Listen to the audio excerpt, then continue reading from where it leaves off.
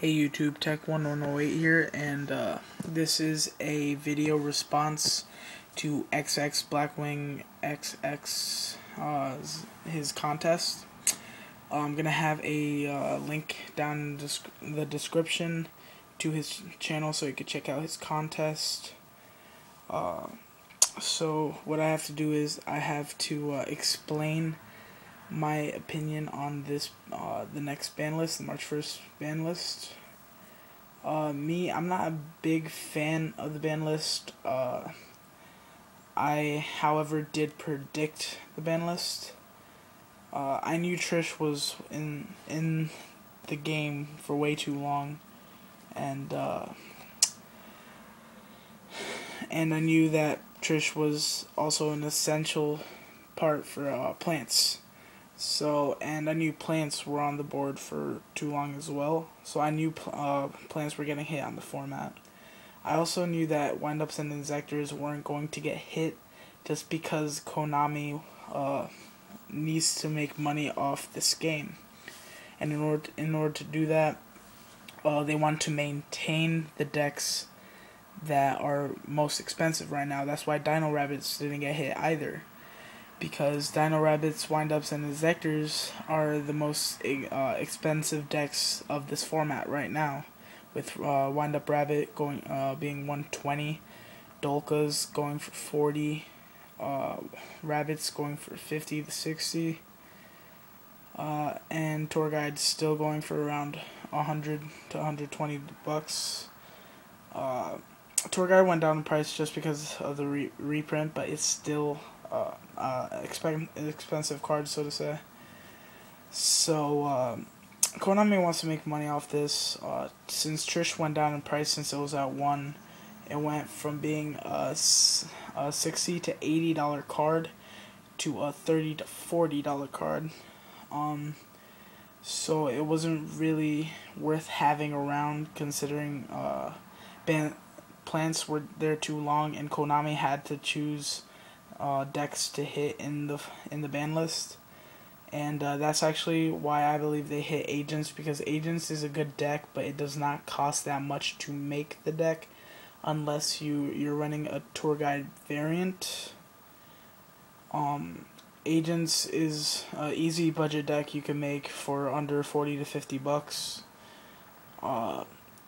And so Konami didn't really care for Agents, because Agents weren't really seeing that much play anymore, considering that when Dino Rabbits came out, when Injectors came out, when Windups came out, Agents started seeing a lot less play. I was actually predicting for Dark Worlds to get hit in the ban list, but it didn't really get hit in the ban list, so that was my bad on that. But I knew Trish was gonna be banned, so that's why I sold it for 25 and picked up the Miss Worm. So I traded off my Lightsworn stuff, because I think like Lightsworns are gonna be seeing more play, but they're gonna be more hype this format, because Lumina's at 2. That gives it way more consistency, but people aren't really gonna use it. I mean, there are going to be more people that are going to use it, but still not as much. So, yeah. Same thing with Sam's. Smoke Signal down to 2. No, up to 2, actually. It gives Sam's a way better chance in this format. And people are definitely going to be using that as an excuse to play Sam's, because for those of you who were here playing Yu-Gi-Oh long enough for the Samurai format, which it was triple Shien Smoke Signal and triple Shien. Yeah,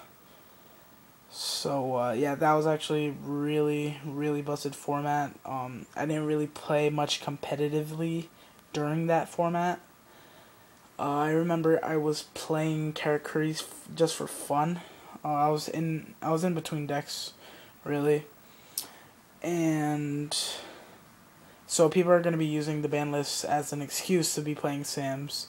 I actually been playing Sam's on Dueling Network, but I really didn't think it was worth the time and effort to build, considering I already had my Twilight build already finished. But when I saw Smoke Signal to 2, it actually gave me a reason, more consistency. I incorporated it into the deck. I brought it to locals this past Saturday, and I actually top 8'd. Yeah, I top 8'd. I lost to top 8. It happens. But I'm happy. I'm actually happy I top 8'd. I also top 8'd with my Twilights, which there should be a video, and I apologize for the sound in the background. It's a siren. It'll be gone in a couple seconds. And so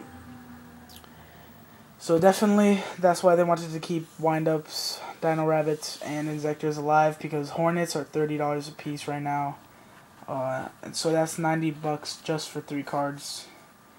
And then you have to incorporate stuff like Gigamantis is like one Gigamantis is standard in Inzectors, but it's still like a $8 to $10 Ultra and a $10 to $12 Ultimate.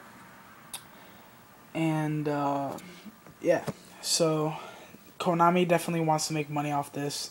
They really do not care about the players.